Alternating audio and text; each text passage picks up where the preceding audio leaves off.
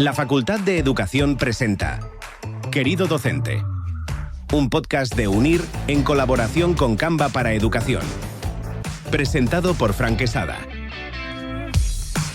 Bienvenido y bienvenida a Querido Docente, el podcast de UNIR en colaboración con Canva para Educación, donde tratamos algunos de los temas más relevantes del sector educativo y buscamos nuevos enfoques que te ayuden a mejorar como docente. Mi nombre es Fran Quesada y soy Country Community Manager de Canva para España, además de docente en la Facultad de Educación de UNIR. En este episodio hablaremos sobre educación del carácter y educación emocional. Quédate hasta el final porque escucharnos, como siempre, tiene premio. Hoy nos acompaña una gran profesional, neuropsicóloga educativa, formadora de docentes, ponente y una de las grandes referentes en nuestro país en psicoeducación infantil y adolescente. Bienvenida, Diana Jiménez. ¿Qué tal, Diana? ¿Cómo estás? Pues mira, encantada de estar aquí y compartir contigo y con los que nos oigan este ratito. Muy bien, la verdad es que lo veníamos comentando, no tenía muchas ganas de tener esta conversación contigo y además que encima se va a grabar, le va a aportar mucho a nuestros oyentes, así que nada, nosotros siempre empezamos el podcast hablando sobre querido docente, porque eres docente. En tu caso es diferente, ¿no? La rama. Cuéntanos, dentro de todas las ramas que tiene la psicología, ¿por qué elegiste especializarte precisamente en psicoeducación? ¿Vale? ¿Qué fue lo que te atrapó en este enfoque? Vale. Bueno, mi formación de base es la psicología clínica. Yo hice psicología clínica hace ya muchísimos años y de hecho empecé con el psicoanálisis, que es una corriente que todo el mundo conoce, ¿no? A Sigmund Freud. Y después la vida me fue llevando a interesarme más por el ámbito educativo. Acabé como profesora dentro de un programa de garantía social, dando formación a adolescentes. Y lo que me di cuenta es que al final la psicoeducación no se queda en un despacho, sino que sale a los pasillos, a las aulas, a las casas y es donde está la vida real. Y es lo que a mí me gustó, ¿no? Me enamoró esa idea de poder enseñar, el poder compartir esa manera de pensar, de convivir y no solo corregir problemas, ¿no? Por decirlo de alguna manera. Y esto es lo que me llevó en un momento dado a ir al ámbito educativo. Es cierto que empecé dando esa formación, como te decía, en aula, pero muchos papás me decían que tenía mucha suerte de que sus hijos hubieran pasado por mis manos y pensé, bueno, si me dedico a llevar la formación a educadores, pues van a ser muchos más niños los que se beneficien a lo mejor de esa manera de educar, ¿no? De poner la parte emocional, que ahora hablaremos de ello seguramente, y no solo los contenidos curriculares. Qué bueno, qué bueno. Entonces, es que cada invitado, cada invitada tiene un sinfín de emociones de lo que va relacionado y por qué son docentes, ¿no? Siempre hay como una chispa y alguna pequeña historia. Así que gracias por compartir la tuya. No lo sabía, ni me lo esperaba, pero me gusta porque se ve la vocación. Pues tenemos que empezar por lo básico, ¿vale? Porque, claro, tenemos oyentes de diferentes zonas, de diferentes niveles, entonces me gusta siempre empezar por lo básico y ya iremos profundizando más en el tema. ¿Cómo le explicarías tú de forma sencilla a nuestro oyente qué es la educación del carácter y en qué se diferencia de la educación emocional? ¿Por qué es tan importante que trabajemos ambas? A ver, vamos a ponerlo como una metáfora. Podríamos decir que el carácter sería como el tronco de un árbol y la parte emocional serían las raíces. Entonces, la educación emocional lo que nos hace es que podamos identificar, nombrar, regular lo que sentimos y la educación del carácter es cómo actúo, cómo pongo en marcha todo eso que pienso, esas emociones que siento. Cómo desarrollo mi personalidad, porque claro, hay que diferenciar también carácter de temperamento. Pero si nos quedamos con carácter y con educación emocional, es como te decía, no puedo trabajar solamente las raíces sin cuidar el tronco, ni al revés. No puedo trabajar haciendo que el árbol crezca si no alimento sus raíces. Entonces, esto es lo que para mí es importante de la educación emocional y del carácter, que una sin la otra cojea. No tiene sentido. Has mencionado también diferencia entre carácter y temperamento. Pues si ya no lo puedes explicar, ya rematamos. Cuéntanos. A ver, pues mira, volviendo a lo del tronco. No, me parece perfecto, lo he entendido a la primera con eso. Lo he entendido, ¿no? Pues ahora es como si habláramos de la semilla y del jardín que lo rodea. Digamos, el temperamento es la parte biológica, es lo que viene condicionado por la naturaleza, viene de serie y es como el sistema operativo de tu móvil. Y ahí nos encontramos pues que hay niños más activos, niños más tranquilos, unos que necesitan a lo mejor una rutina. Hablamos de 9 estilos de temperamento que vienen determinados genéticamente y explican por qué hay niños, pues lo que te decía, que de repente el profe saca el cuento y yo quiero, profe, yo lo leo, y hay otros que se quedan más rezagados o niños de repente que necesitan saber qué viene ahora, qué viene después y profe, ¿y luego qué vamos a hacer? Pero y luego, entonces todo eso viene determinado genéticamente y eso es temperamento. Y luego el carácter se va formando, digamos que es el resultado de lo que ese niño va aprendiendo, de con quién se va relacionando, de lo que él observa, lo que él vive. Y es como si, como te decía, como si esa semilla del temperamento fuera creciendo en un jardín. Y entonces es muy importante en qué jardín esté sembrada esa semilla. Hay sol, hay cariño, hay límites. Todo eso es lo que va a condicionar luego el desarrollo del carácter. Yo creo que hay tantos factores alrededor de este desarrollo que algunas veces pasan desapercibidos, no los tenemos en cuenta, ¿no? Y cuando hablamos de ellos es cuando realmente le ponemos cariño a todos y cada uno de ellos.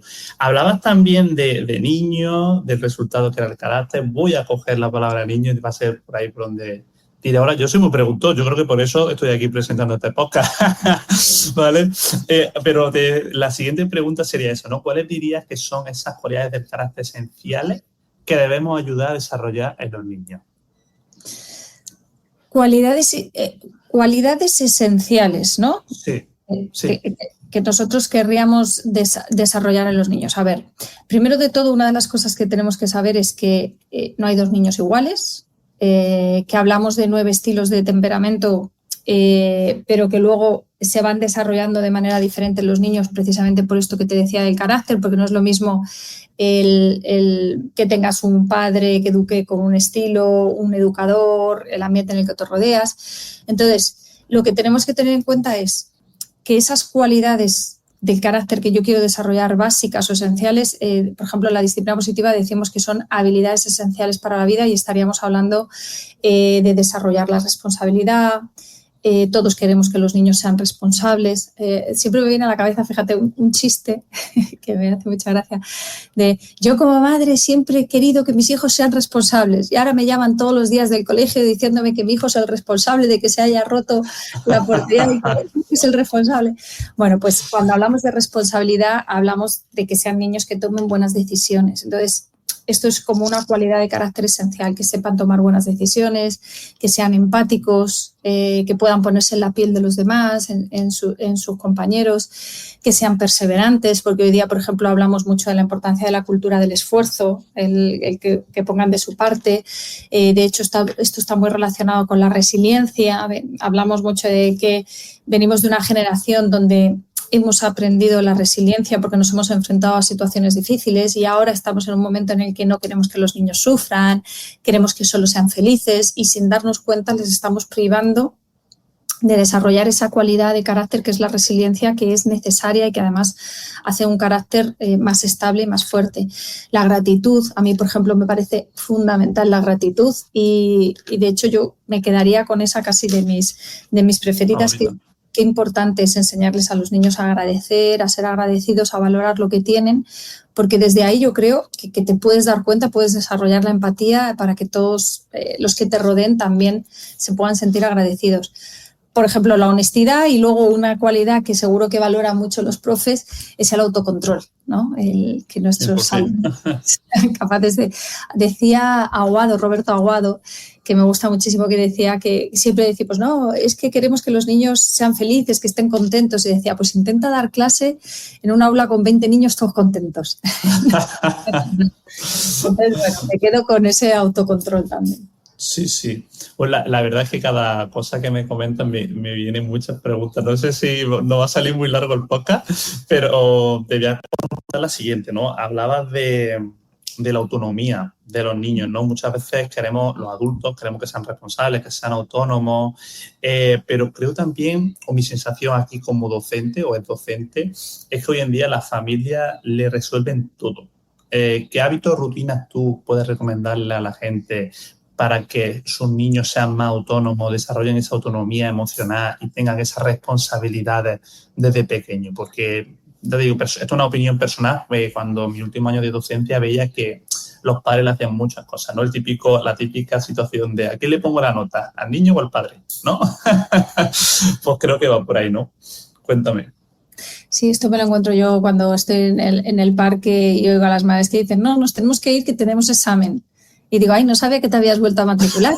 Esto es muy habitual. Esto es muy habitual. Entonces, bueno, a ver, es cierto que nos encontramos muchos papás que hacen muchas cosas por los niños que ellos podrían y deberían hacer por sí mismos, y es una recomendación que hacemos siempre, y es no hagas nada por el niño que él sea capaz de hacer por sí mismo.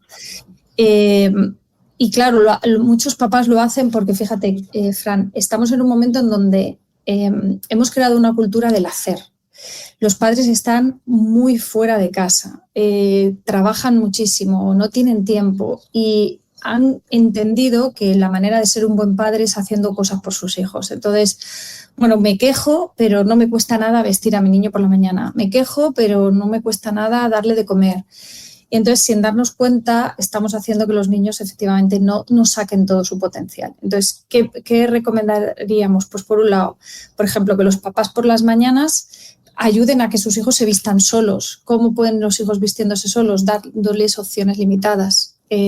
Pues dejo por la noche la ropa preparada y entonces le digo a mi hijo ¿qué prefieres ponerte? ¿La camiseta con los dibujos amarillos o la camiseta que lleva el barquito? No sé, me lo invento. Uh-huh. Entonces, que ellos sientan que pueden elegir y que pueden tomar decisiones y que empiecen a ser autónomos, ¿no? Claro, para eso hay que entrenarles. Entonces, ¿qué le digo a los papás? No empieces a querer entrenar una habilidad nueva un lunes o un martes a las 9 menos 10 de la mañana. No va a salir, pero sí lo puedes hacer un sábado o un domingo que no tienes prisa, en épocas vacacionales. Ahora que van a venir épocas vacacionales, pues que los papás aprovechen y saquen ese ratito sin prisa para trabajar con los niños esa autonomía. En el cole, por ejemplo, yo lo hablo mucho. El otro día estaba en una formación en un colegio aquí en Madrid y claro, me decían los profes que a mí me asombra esto, todavía tienen el encargado de clase, el responsable, el que se pone el primero en la fila, el que lleva la carita y el sello sonriente. Y claro, a mí estas cosas me espantan porque nos quejamos de que hay mucha competitividad y es porque no estamos trabajando la cooperación. ¿Cómo trabajamos la cooperación? Porque me han dicho que haga un trabajo por rincones, porque me han dicho que haga una gamificación. Es que la cooperación tiene que ser un espíritu, es algo que tiene que estar en el aula, no es algo que elijo y pongo un tiempo. Ahora se coopera y ahora se deja de cooperar, ¿no? Como me decía una profe. Es que tienen trabajo colaborativo, pero es que se ponen a hablar entre ellos. Digo, pues es lo que suele pasar. Entonces, total, ¿qué esperaba? Claro, quiero que hablen, pero es que hablan entre ellos. Claro, de eso se trata, ¿no? ¿Cómo van a entrenar esas habilidades? ¿Cómo vas a entrenar a un chaval a estar en silencio, a hablar, a trabajar, a cooperar si no se enfrenta a esa situación? Entonces, sin darnos cuenta, eso lo evitamos. Entonces, ¿qué pueden hacer los profes en el aula? Repartir roles, repartir cargos, pero que haya cargos para todos. Yo una de las tareas que les puse el otro día a los profes, les dije, venga, ¿cuántos alumnos tenéis en clase? 20. Vale, sácame 20 tareas que puedan hacer tus alumnos. No hay tantas. Venga, vamos a darle al coco. Sacaron más de 20. Porque tú puedes tener un responsable que sea el que suba y baje las persianas, otro que esté pendiente de si hay papeles en el suelo que vayan a la papelera, otro de sacarle punta a los lápices, otro de que ningún niño se quede sin una sonrisa. O sea, hay tantas tareas que podemos hacer, tantos cargos, y según la edad de los niños, lo puedes hacer en grupos de 2, lo puedes hacer por mesas, puedes hacer que duren una semana y a la semana se cambian los cargos, a los 15 días. Que los niños sientan que son responsables de algo, porque esto es importantísimo. Los seres humanos necesitamos sentir que pertenecemos y que podemos contribuir. Entonces, para poder pertenecer y contribuir, tengo que sentir que soy útil. Aunque sea borrar la pizarra, que es lo que más les gusta, pues a uno borrar la pizarra, otro estar pendiente de que haya tizas, otro que estén los rotuladores. Hay 1000 cosas que se pueden hacer. Y luego por la noche, al llegar a casa, pues organizar su propia mochila, ¿no? El saber que llego todos los días, saco mi agenda, reviso que tengo en la agenda, preparo lo que te decía, la ropa del día siguiente. Son pequeñas rutinas que se pueden hacer y como te decía antes, y me quedo con este como tip de oro, y es que no hagas nada por el niño que él pueda hacer por sí mismo. aunque lo haga más lento o no salga perfecto. 100%, 100%. Yo a día de hoy no soy padre, pero esto creo que lo voy a aplicar mucho. Sí, y uno de los últimos proyectos que hacía yo en el aula, me llamó mucho la atención el feedback que me dieron, ¿vale? Es verdad que fue en un aula del futuro, de estas que tiene diferentes zonas, y entrené a los niños en esta aula y me decían, van solos, en plan, y digo, sí, tienen sus roles, tienen su rutina y cada uno hace sus cosas, yo les ayudo, y como que le impactó mucho eso, ¿sabes? Y decía, bueno, es que al final es cuestión de entrenamiento, todo es posible, obviamente los primeros días había más ruido, había más descontrol, pero al final, bueno, lo vas entrenando en esa rutina, eran de quinto, o sea, 10 años por ahí. Sí, y bueno, sí. Y con más peques también se puede hacer rutinas diferentes, pero como las que acaba de comentar, ¿no? Al final, adaptado a su edad. Yo doy formación, fíjate, en infantil. Y en infantil es donde me dicen, oh, es imposible. Es que desde decirle a un niño que lleve su pañal a la papelera, empezando por ahí, o que apile los vasos de plástico uno con otro, que coloque los peluches, es que adaptado a su edad todo se puede hacer. Y los niños están deseando, y además en infantil es donde más se nota esa predisposición, porque conforme van subiendo de edad les vamos pidiendo menos. Les vamos diciendo que entren por la puerta, que se callen, que se sienten, que se crucen de brazos, que presten atención. Entonces, ¿cómo siente un niño que puede pertenecer y que puede contribuir si no le doy espacio? Y luego, además, es que se hace la magia cuando el profe se da cuenta, como seguro que te pasa a ti, Fran, que cuando tú repartes esos roles y los alumnos contribuyen, hay menos peso en ti, tú disfrutas más la clase. Claro, no sientes que tienes que estar de policía apagando fuegos, callaros, no sé qué. Es que los niños están deseando ir a tu clase y son ellos los que te ayudan a darla. Obviamente, además que, ya te digo, un feedback fue ese, pero otro día también en la misma situación, el feedback fue, ¿dónde está el maestro? En plan, no se me veía, estaba sentado a la misma altura del niño y no me encontraba. ¿Dónde está el profesor? Decía la persona que venía al aula a la siguiente hora. ¿Estáis solos? Y no estoy aquí. Me hizo mucha gracia eso. A ti te pasará como un amigo que tengo que es joven, pero además aparenta ser mucho más joven. Y un día llevó a sus hijas al colegio y estaba una máquina expendedora de estas en el cole y se fue a sacarse una Coca-Cola y llegó una profesora por detrás y dijo, ¿qué haces aquí? Vete a clase ya. Pues a ti lo mismo, no te encuentran porque estás ahí metido entre los niños. De hecho, tenía el chándal del cole y no me lo podía poner algunas veces porque el día que me afeitaba era el bachillerato. Total. Bueno, pues me está encantando la conversación. Voy a abrir otro melón. ¿Vale? En el sentido, porque una de las grandes discusiones actuales que hay es que los profes enseñan y los padres educan, ¿vale? Pero lo cierto es que muchos niños pasan muchísimas horas en el aula y los profes pues también corrigen, guían, transmiten valores. ¿Cuál crees que es realmente el papel del profesor en todo esto? ¿Y cómo podemos crear una buena sinergia entre la familia y la escuela para que el niño no reciba mensajes contradictorios? Ya que por eso te decía que es un melón, porque hay veces que lo ideal o sobre el papel tenemos que familia y colegio ir a una, pero a veces lo complicado, que también otra de las cosas que creo que antiguamente esto sí se trabajaba, lo que decía el maestro, iba a misa, y hoy en día, de hecho vengo de un evento hace 2 semanas y me comentaba un compañero que se tuvo que ir diciendo, el hijo sabemos cómo es, la actitud sabemos cómo es, pero el padre le va a defender a muerte. Es como, pues entonces ánimo, le decía ánimo, porque si sabéis varios compañeros que esto es así y aún así la familia lo niega, es complicado. Es muy difícil. Yo, fíjate, el otro, bueno, esto es una pregunta que hago siempre cuando voy a dar las formaciones a los centros educativos. Siempre hago la misma pregunta. ¿Qué es para vosotros más difícil? ¿Los alumnos o las familias? Las familias. O sea, no hay lugar a duda que lo que más les cuesta son las familias. Pero yo el otro día que presentábamos en una mesa redonda, hemos sacado una guía para identificar salud mental en los adolescentes, ayudar a los profesores a que puedan identificar esa salud mental en niños y adolescentes. Una de las cosas que yo decía en esa rueda de prensa es, vamos a dejar esa discusión de quién tiene razón, si tienen razón los profesores, si tienen razón los padres, y como tú dices, vamos a restaurar el valor de los educadores, que es mucho el de los docentes y muy necesario. Eso lo tiene que hacer la familia. Y esto es como cuando le quitas autoridad a mamá o le quitas autoridad a papá, pues esto es lo mismo, hay que volver a restaurar el valor del docente, porque luego a todos se nos llena la boca diciendo, ay, yo no puedo con 2 hijos, ¿cómo puedes tú con 20?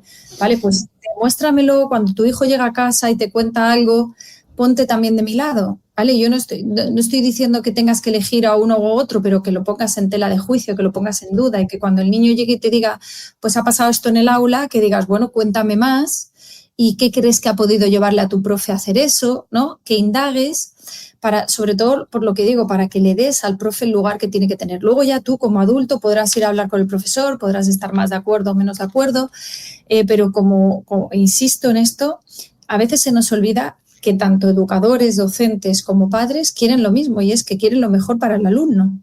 Entonces, a veces lo estamos buscando en forma diferente y lo que tenemos que hacer es dejar ese discurso de o tu razón o tu manera o la mía, sino, bueno, vamos a ver cuál es el bien común. Entonces, el profesor también educa. Para mí un profesor educa, es un referente emocional y es un referente moral. O sea, no podemos sustituir la figura del profesor y ojalá no se sustituya nunca. Entonces, sí que es verdad que como profesor tienes una responsabilidad muy grande porque tienes a chavales a tu cargo que te están mirando, igual que lo tiene un padre. Entonces, lo que tenemos que darnos cuenta es no podemos hacer mensajes contradictorios, que la comunicación como profes, nuestro rol tiene que ser una comunicación clara, invitar a la familia a que participen y se sientan incluidos dentro de la parte educativa, que no haya imposición, que no haya juicio, dejar los juicios fuera porque no ayuda. Y luego ser humildes, ¿no? Y compartirlo desde la humildad. Oye, esto que está ocurriendo no está funcionando. ¿Qué os parece si probamos algo y lo hacemos de manera conjunta, ¿no? Yo se lo digo siempre mucho a los profes que cuando un papá va a una tutoría también va con miedo y a veces ese miedo lo que se ve es una defensa, ¿no? A ver qué me vas a decir tú de mi hijo, que no sepa yo.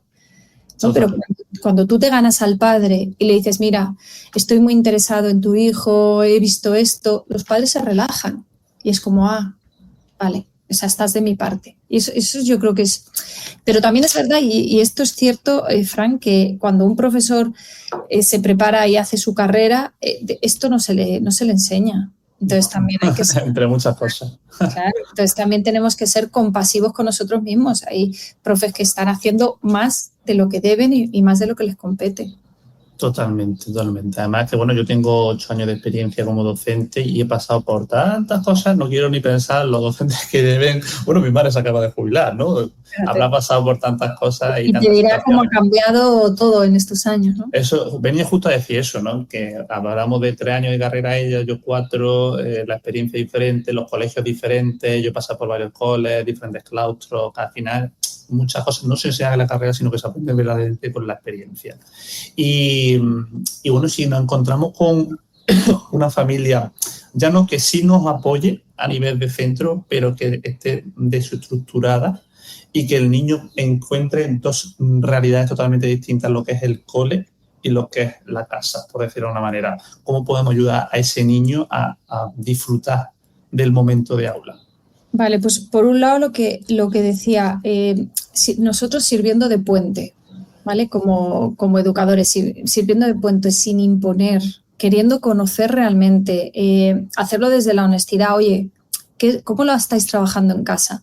Porque a veces vamos con nuestra manera y eso, mi manera o la tuya, y de todo se puede aprender. Incluso muchas veces yo le digo a los profes, si tú pregúntale a un padre, oye, ¿cómo lo estáis haciendo?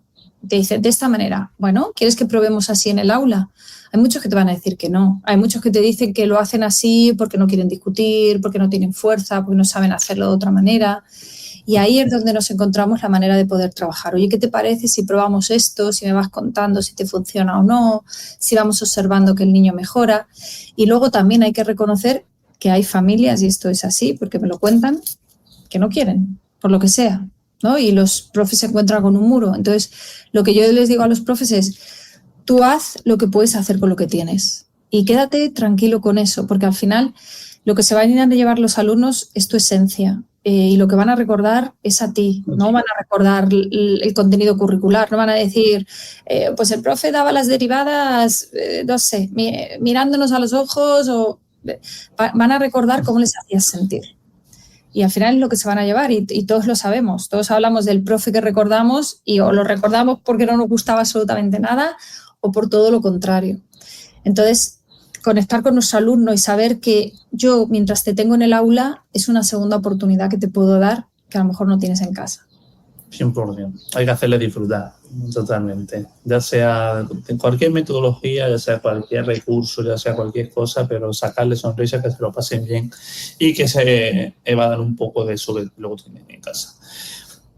Me voy a ir a todo lo contrario ahora, ¿vale? Hemos pasado de cosas positivas. Ahora tenemos alumnos o niños que no mejoran, que su actitud es bastante complicada, que no nos ayudan a desarrollar bien la gestión de la clase y de eso venía a preguntarte, ¿no? ¿Cómo se puede establecer límites desde la psicoeducación sin recurrir a un castigo y a un exceso de autoridad, ¿no? Porque algunas veces como esa pequeña línea del respeto, de no quiero ser un sargento, pero tampoco quiero que no me respeten, ¿no?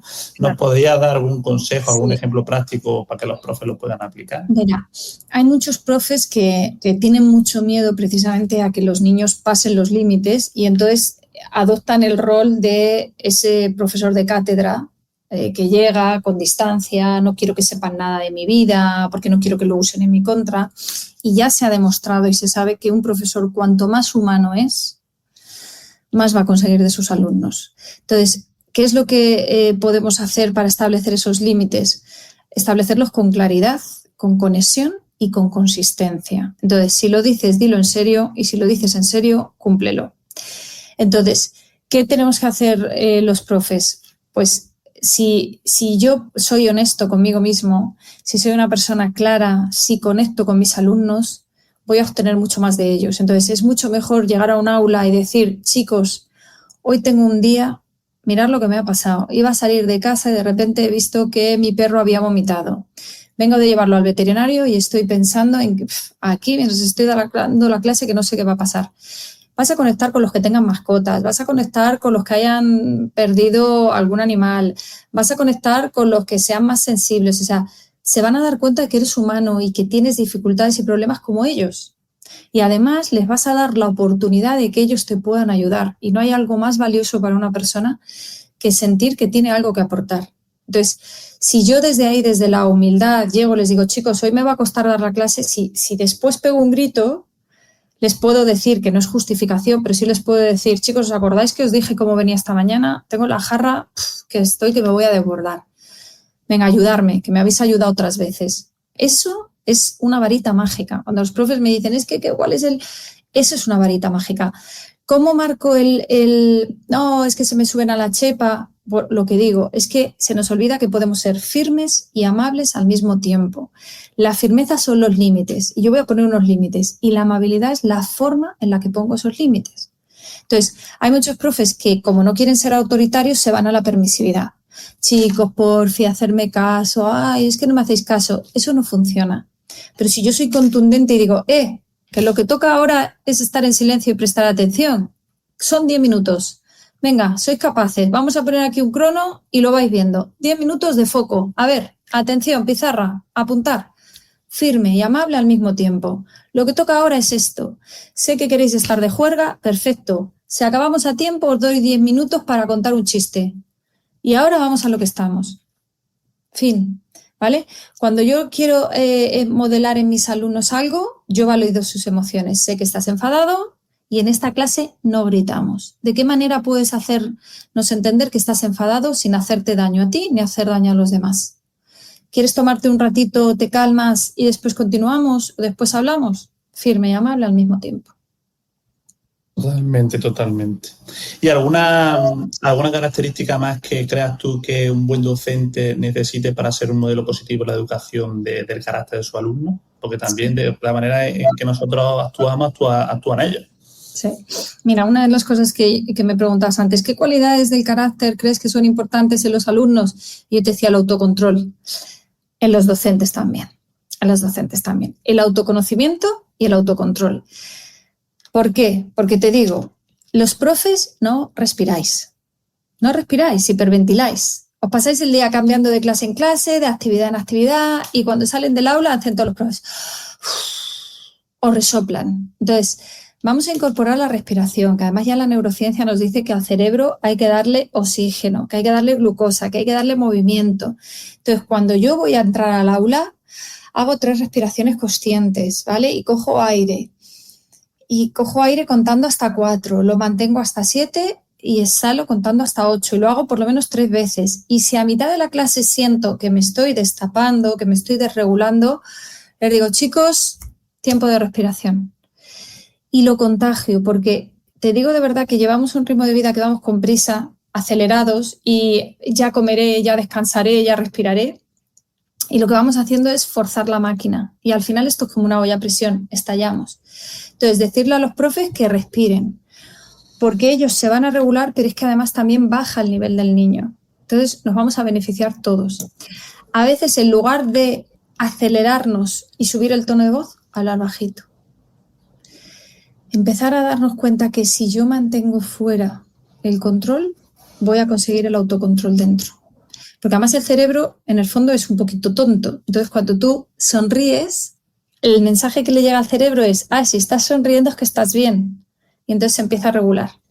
Y si pienso que estoy bien, me sale la sonrisa afuera. Entonces, usar esas estrategias de relajación, de respiración, de relajar la mirada, de relajar el rictus. Decía Nazaret Castellanos, que me gusta mucho, pacificar la mirada, ¿no? Y entonces empezar a mirar con ojos buenos. Y luego analizarte también. ¿Qué ha pasado? ¿Qué sentí? ¿Qué puedo hacer diferente la próxima vez? Que eso es una cosa propia de los seres humanos, el ser capaces de recapacitar y reparar nuestros errores. Qué bueno. La verdad es que sí, que a veces es como, no quiero decir como que son cosas sencillas, ¿no? Pero es como cosas de, tenemos que hacerlas día a día, ¿no? Respirar, parar, pensar. Por eso me está encantando esta entrevista. Voy a traerte, me encanta, te he dicho que tenía muchas ganas de hoy, porque te voy a traer muchos casos de mi experiencia, porque he pasado por varios coles y me he encontrado diferentes climas de aula. ¿Vale? Claramente, cuando muchos cursos, pues llega la tutora año pasado, te pasa el lista de los niños, ten cuidado con Pepito, la famosa etiqueta, esta clase es así, esta clase es allá, ¿no? Quería saber tu opinión, primero, acerca de eso de las etiquetas, y segundo, de si dentro de esa etiqueta de clase, que es una clase movidita, por llamarlo de una manera, y que te va a costar mucho trabajar las relaciones entre ellos o llevar ese control de aula, ¿no? Uh-huh. ¿Cómo trabajaría o dónde pondrías el foco en tu clase, ¿no? Porque yo, por ejemplo, no sé si lo hice bien en su día, pero dije, para enseñar aquí matemáticas, lengua, lo que me tocara, primero tengo que generar un buen ambiente de clase, un buen clima, porque es verdad que había muchos subgrupos, había muchas peleas, había muchos problemas que dificultaban la docencia. Entonces, por ahí va la pregunta. Seguro que esto lo sabes y lo has oído muchas veces, pero no se puede llegar a la cabeza sin pasar antes por el corazón. Entonces, a veces queremos enseñar matemáticas y, como te decía antes, si yo vengo de casa y acabo de discutir con mi mujer, con mi marido, con mi hermana, no voy a dar la clase igual que si vengo bien. Pues los niños igual. Yo no sé en qué ambiente o cómo vienen los niños. Quizá ese niño antes de venir a clase ha discutido con su padre, o su madre se ha enfadado con él, o de repente su hermano le ha roto su mejor juguete. O sea, es que son tantas circunstancias las que nos podemos encontrar en el aula que cuando nosotros llegamos y decimos, venga, sacar los cuadernos por la página 10, no puedo llegar al cerebro sin pasar por el corazón. Entonces, una de las cosas que le diría a los profesores es que ese clima emocional es clave, es como el pegamento del aprendizaje. Gracias a crear ese clima, además, insisto, es que esto lo dice la neurociencia, el cerebro no puede hacer dos cosas a la vez. Estar en modo supervivencia, estar a salvo y a la vez aprender. Tiene que elegir entre una cosa u otra. Entonces, si yo siento que estoy en un lugar de amenaza, si no hay un buen clima de aula, el aprendizaje no se va a dar. Y eso lo ven los profesores, o sea, que les cuesta lidiar con la clase. Entonces, ¿qué podemos hacer? Bueno, hay muchas cosas que además seguro que ha visto la gente que nos está escuchando ahora, que nos está viendo, que ha visto por redes, como por ejemplo el saludar a tu alumno. A lo mejor no hace falta que te tengan que elegir, que tú lo puedes hacer, puedes poner un picto con tipos de saludos, el saludo del ok, el saludo del qué pasa, el saludo del abrazo, no sé, el del guiño, mil cosas que se pueden hacer, pero se puede hacer incluso hasta más sencillo, y es que no pase ningún día ningún alumno por tu aula sin que se haya sentido visto. Y visto quiere decir que tú le veas, le sonrías, haya un guiño, porque a mí me ha pasado de profesores encontrarme con profes y decirme, Diana, ¿te puedes creer que he llegado a mi casa y de repente he dicho, ostras, ¿ha venido Juan? Pues yo no sé si Juan ha venido hoy a clase. Y a veces tenemos en la boca siempre al mismo alumno y estamos todo el día, Luis, haz el favor, Luis, no sé cuántos. Y hay otros que no nos llaman la atención. Entonces, recordar que entre el dolor y la nada prefiero el dolor. Y un niño, antes que no ser visto, porque no ser visto significa la muerte, va a llamar tu atención. ¿Y cómo lo va a hacer? De manera equivocada. Cuando un niño se siente visto, no necesita llamar la atención con un mal comportamiento. Entonces, ver a nuestros alumnos, saludarlos, a veces aunque solo sea decir su nombre, que dicen que escuchar nuestro nombre es el sonido más dulce que podemos encontrarnos, a no ser que sea nuestra madre, que no te va a llamar Fran, te va a llamar Francisco, hacer favor. Francisco Javier. Francisco Javier, sale el nombre completo y a veces hasta te dicen los apellidos. Entonces, uno de los sonidos más dulces y que además es unas recomendaciones que hacen estos que se dedican a enseñarte a hablar en público, a conectar con las personas, te dicen, usa el nombre de la persona. Di, oye, Fran, ¿qué te parece? No sé qué, porque el cerebro se apacigua, el cerebro se relaja. Pues lo mismo con nuestros alumnos. Cuando tú llegas a un alumno, lo miras a los ojos, le saludas. Y luego otra cosa que podemos hacer es escuchar y escuchar con presencia. Venimos mucho de una educación de ven que tenemos que hablar en lugar de ven que te quiero escuchar. Y ahí cambia, ¿no? Cambia mucho el tono. Y luego validar las emociones. Venimos también de una educación de eso no es nada, qué tontería, se acabó, venga ya, no te enfades. Y qué diferente decir esto que estás contando tiene sentido, veo que esto es importante para ti, debes estar muy enfadado para hablarme de esa manera. Validar esa emoción es una conexión y, como digo, es un pegamento para el aprendizaje. Joder, me estoy apuntando demasiadas cosas, pero no para preguntarte, sino porque me encantan las frases, me las voy a anotar. Me las voy a apuntar para hacerlas siempre como mi día a día. No tienen copyright. Pues Buenísimo. Ha hablado también de una cosa, no me acuerdo, ¿no? Pero decía, un docente puede venir y discutir con su mujer, con su marido y tiene que ir al cole. Y tiene que pasar 6 horas. Y algunas veces ser tutora, muchas con los mismos alumnos, además, ¿no? Porque si vas cambiando, pues bueno, hoy estoy mal con el A, pero ya me voy al B. Voy a ver qué tal con el B, las etiquetas, que no te he contestado. No. No es difícil, el B es mucho mejor. Ahí está. Entonces, mi pregunta va por cómo puede un docente dejar atrás toda esa carga emocional que ha vivido o que está viviendo, ¿vale? No tiene por qué ser una discusión, sino que puede estar pasando por un mal momento y cómo puede dar en ese momento o mostrar lo mejor de sí a su alumnado. A ver, pues mira, había un cuento que yo no me lo sé muy bien, me quedé con un poquito como con la metáfora o el resumen de ese cuento, que venía a decir algo así como que un padre cuando llegaba a su casa tenía un perchero y cuando llegaba se quitaba el sombrero y lo dejaba siempre en el perchero. Y viene un poquito como a representar el ser capaces de decir, bueno, ahora mismo lo que yo puedo controlar es lo que tengo aquí en el aula, lo que traigo de casa no lo puedo controlar, entonces, bueno, voy a dejarlo un poquito como en stand-by, voy a dejar que esas emociones se sosieguen. Entonces, por un lado, según la relación que tenga yo con mis alumnos, como te decía, decir abiertamente, chicos, hoy tengo un mal día, como ser honestos, o vengo hoy un poquito revuelto, me habéis ayudado otras veces, sé que sois buenos ayudantes, vamos a ver cómo podemos llevar la clase adelante, depende de lo que sea.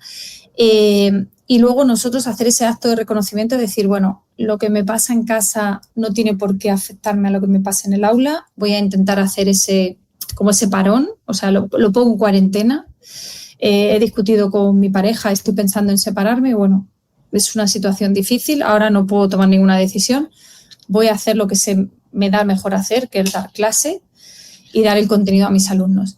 Entonces, para eso es importante ese autoconocimiento, como decía, porque uno tiene que identificar cuáles son los disparadores, qué es lo que a uno le pone en guardia, qué es lo que a uno le calma y le hace estar en paz, y luego el autocontrol. Entonces, para eso hay herramientas y hay recursos. Por ejemplo, crear ese rincón de la calma, que muchas veces, fíjate, yo acabo de sacar nuevo cuento, este que está aquí, el de mamá porque me enfado, y lo que ayuda es a crear un rincón de la calma, que muchas veces pensamos que es para los niños, pero también podemos crearlos los adultos. Yo se lo recomiendo siempre a los profes en aula, que tengan un rincón de la calma para los alumnos, pero para ellos también. Y el rincón de la calma de un adulto puede ser que puedas tener una botella de agua en tu mesa y beber, que puedas tener una botella de la calma que la agites y observes cómo se va posando y se va volviendo a regular el nivel del agua, que tengas una foto que te recuerde algún momento bonito y lo puedas poner en tu mesa o en tu cajón y abrirlo de vez en cuando y echar un vistazo, que puedas recordar que puedes mirar por la ventana y poner la vista a lo largo para también relajar tu cerebro, es las respiraciones, como decía antes. Entonces, todo eso son recursos que muchas veces cuando nuestro cerebro está destapado, lo representamos así con la mano abierta, se ha destapado el cerebro, nos hemos desregulado, tener en algún sitio apuntado o escrito qué cosas puedo hacer para que la tapa del cerebro baje antes o suba más despacio. Porque cuando yo estoy desregulada, no hay razonamiento, no hay lógica, hay un secuestro amigdalar, entonces el cerebro no te da esos recursos porque no funciona la corteza prefrontal. Entonces, tenerlo escrito, pero es que además eso lo podemos hacer con los alumnos. Yo hay una dinámica que hago en aula con alumnos que es el de la jarra y es enseñarles a identificar qué cosas hacen que su jarra se desborde, que el profe también pueda hacer su jarra propia y luego qué cosas puedo yo meter en mi jarra que me ayudan otra vez a recuperar el control. Y puede ser tomarme una onza de chocolate, beber un vaso de agua, llamar a amigos y quedar con ellos, tomarme un café con mi mejor amiga, una conversación telefónica, o sea, pequeñas cositas, hacer deporte, todo eso que puedo hacer que yo vuelva a estar en calma. Y eso tenerlo en un lugar visible. De hecho, yo creo que tengo mi jarra por aquí, porque la hago, mira, esta la hago siempre, te la traigo. Aquí una jarra con cosas que me destapan, y aquí una jarra con cosas que puedo hacer, dormir mis horas adecuadas, hacer deporte, escuchar música, bailar, leer, dar abrazos. Entonces, mi jarrita para acordarme.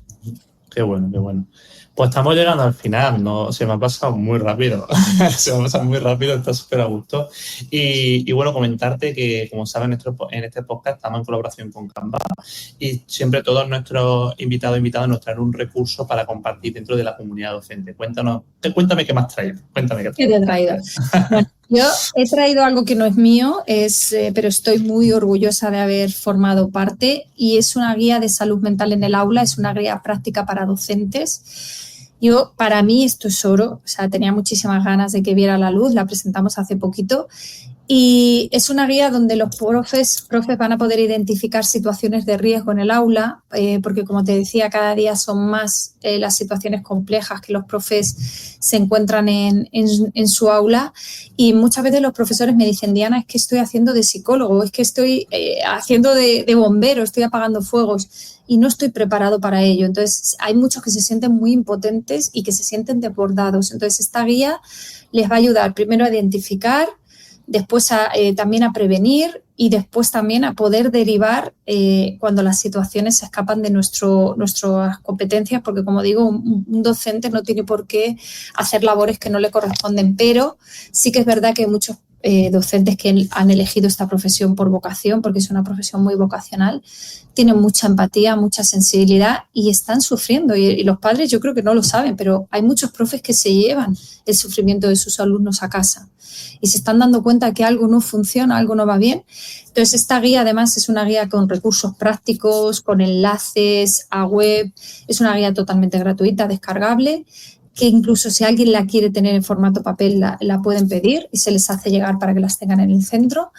Y como digo, es un manual, no la tengo aquí, la he puesto ya en la estantería, pero para mí es una